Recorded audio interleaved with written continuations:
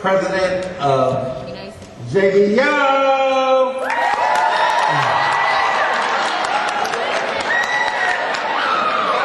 On the count of 3.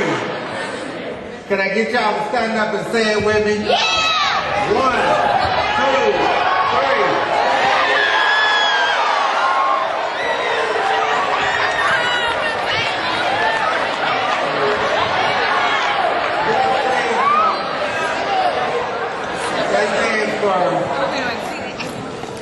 The James Brown Youth Empowerment Organization. Our mission is to educate you on the dangers of drugs, guns, and violence. Has anybody in your life been changed because of drugs? Just show some hands.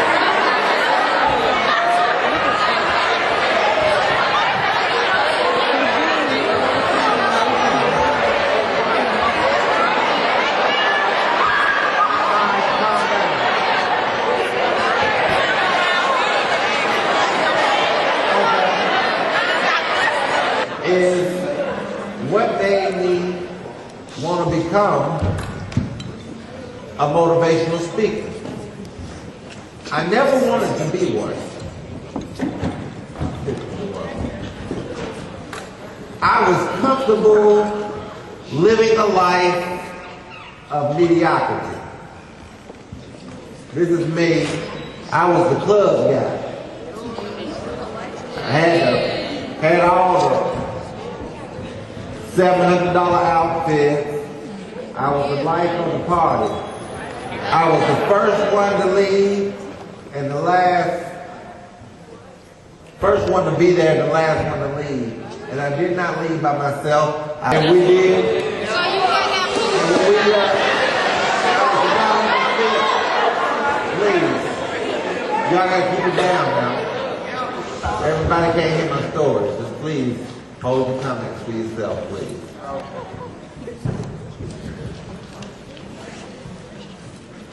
Like I said, I was the first one in the club and the last one to leave.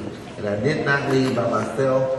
I left with a couple of people and we went to the hotel to make it do what it did.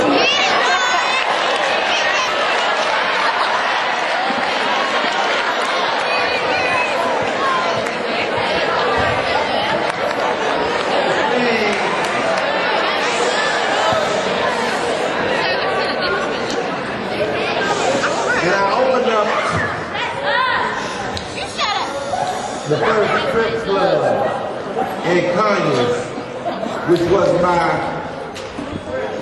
living room, which was my bedroom. And the saying back then was, ain't no party like a James Brown party, because a James Brown party don't stop.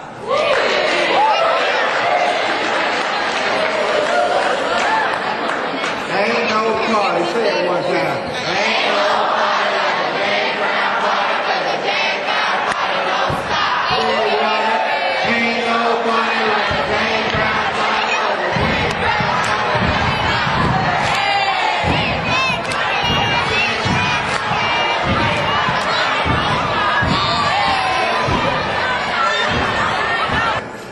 midnight. You know, a whole lot of things go on in the midnight hour. I got a phone call from a family friend because it was at midnight. We used to go make it do what it do. And I said, that night I was in my bed.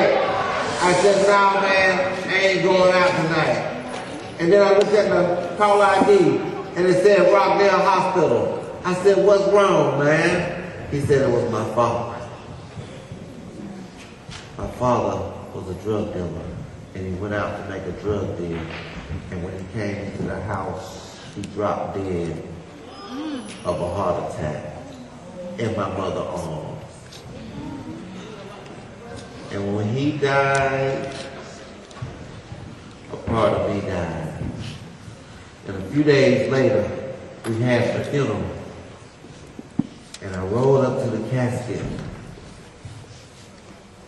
Psalms 1. And then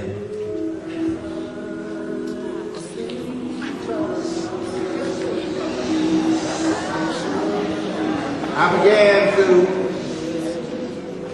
crying in tears, dropping in tears, because there was a little boy inside me drowning in tears because he had never played catch with my father. I was drowning in tears because I had never seen my father hug or kiss my mother. I was drowning in tears because even though I played football, because he worked long hour days, he had never seen me play. I was drowning in tears because I loved him, but I did not like his ways. I was drowning in tears because before he died, I never put my arms around him and told him that I loved him. There's somebody in this room, you've never told your father that you loved him, or your mother, or some family friend. Could y'all today go give him a hug for me and tell him that you love him?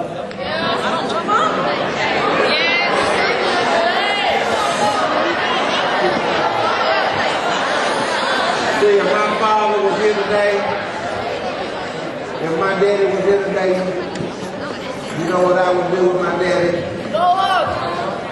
I would stomp for him.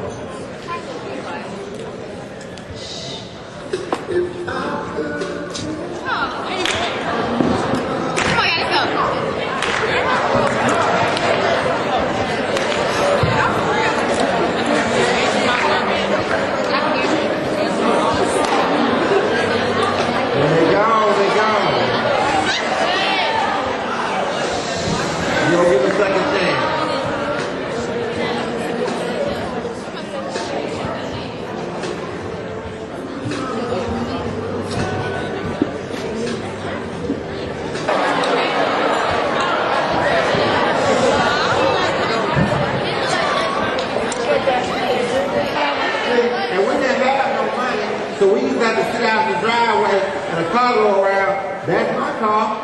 That's my car. We had to play our own game. How many of you played hide and go seek? Y'all remember that?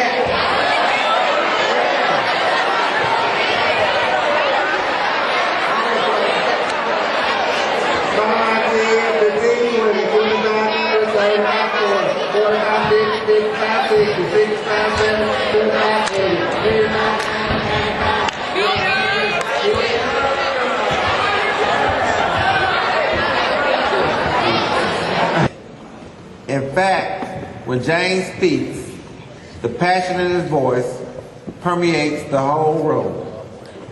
He ignites the power in you that compels you to positive action. James' book, Courage in Crisis, is ultimately a handbook of how to live a life of freedom from your past and greater promise for your future. It's a book about courage, forgiveness, and grace. Motivational speaker Dennis Gardner says, it does not matter what happens to you in life, it is what you do about it. Life moves on all of us. James walks us through the process of how you and I, in using his example, can strengthen our minds and spirits to overcome the storms of life, which are inevitable. Our children are the future leaders of the world. And James' book emphatically demonstrates that it is incumbent on all of us to do our part to create a brighter tomorrow. Even without the use of his feet, he has taken the first step, and now James is inspiring us to step out, step up, and do our part. Let's pray.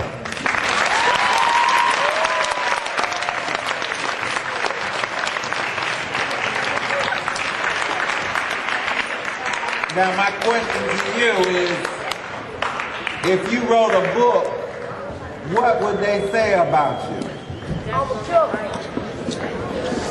As of this day, I'm charging you to go out and to make history. Because if you don't make history,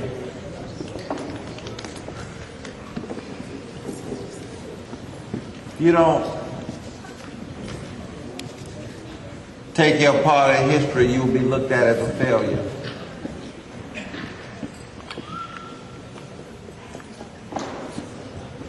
See, the guy who shot me, he didn't go to jail for shooting me.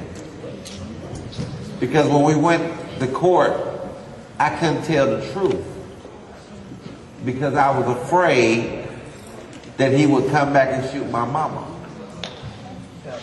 See, when you get into this drug gang, and people know where you live at and everything, you bringing all your mess with you. They get mad at you, you come up short with the money. Oh, I know where he live at.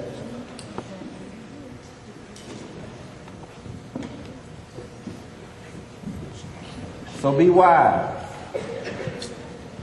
Question, who had a question for me? Stand up, please. Say it loud. Yes, ma'am, you.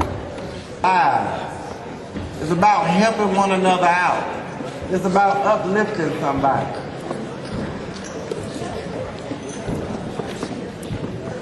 Anybody have any other questions? Stand up and ask your question, please. All these years, what inspired you to keep going? Great question.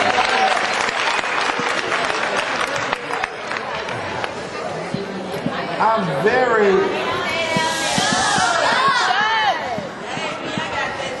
Well, it was really after I was in the hospital. I was in the hospital and it was my higher power. It was a higher power putting it in my heart to start to share my story. And one day I heard Les Brown, the one who wrote the foreword, I heard him say, you ain't got to be great to get started, but you got to get started to be great. And those was the words that inspired me to become a speaker and just keep on going. Don't quit. Don't give up. Fight the good fight.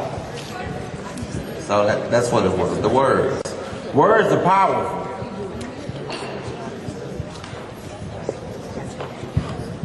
Yeah, and feedback from you guys. I've had people say that I changed their life forever. It was because of me.